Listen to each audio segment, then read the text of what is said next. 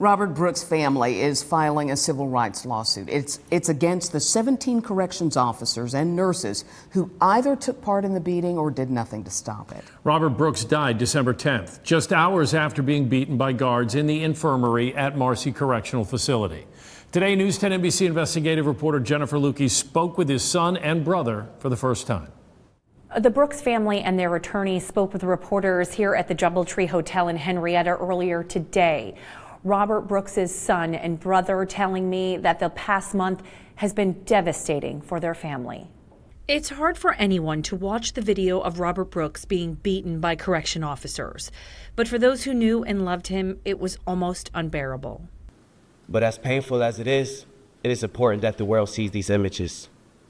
They have the power to spark the change we need. Had you known before that any of the circumstances that led to your father and your brother's death? And for the most part, they wouldn't give us any answers. So I would say for the first week or so, we were getting all of the news through the news in real time, which is, I find, kind of disrespectful a little bit.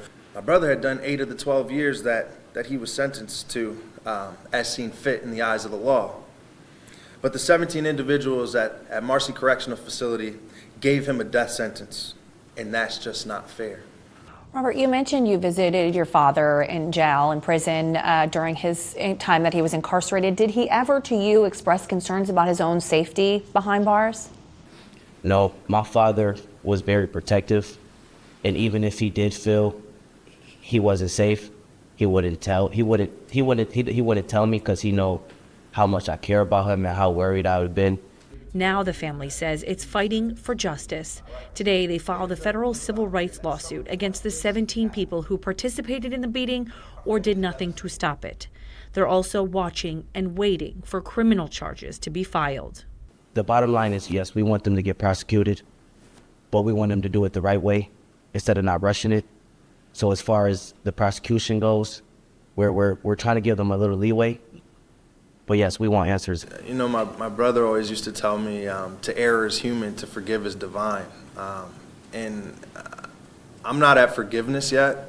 I'll just say there's consequences and repercussions for your actions, and at some point those are coming, and I hope you're prepared. Technically, the state is not allowed to be named in a federal civil rights lawsuit. That was what was filed today.